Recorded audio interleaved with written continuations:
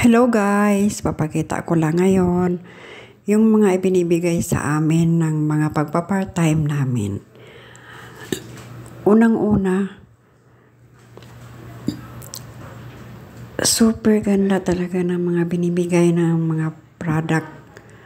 Tingnan nyo naman, mga heavy duty pa ito, mga rice cooker, mga pressure cooker, may mga washing machine, mga kawali, kasirola, at kung ano-ano pa yung mga naibigay sa amin. Alam nyo ba guys, na yung pasweldo namin sa pagpa-part-time namin ay sa isang item na lang na katulad ng rice cooker. Ang rice cooker ng mga Chinese ay nakakahalaga ng 7,000 to 8,000. Samantalang ibinibigay na lang sa amin yun kapag nagpa-part-time kami na oras ng nagpapalit ng mga tao ang isang unit.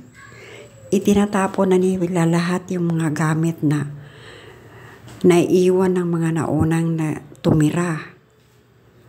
Kaya ito sila guys, hindi lang ito. Napakarami pa sa bawat paglilinis po namin. Ay halos lahat na nang itatapon ay sa amin na talaga yung lahat. Merong mga double deck, kaya lang ayaw na namin yung double deck kasi masyado nang malaki yung space na at saka meron na kami nun. Itong mga ipinapakita ko po ngayon, ito ay sa mga iilan lang na hindi pa namin naibabaking at hindi pa namin naiuuwi sa mga bahay namin. Sa totoo lang,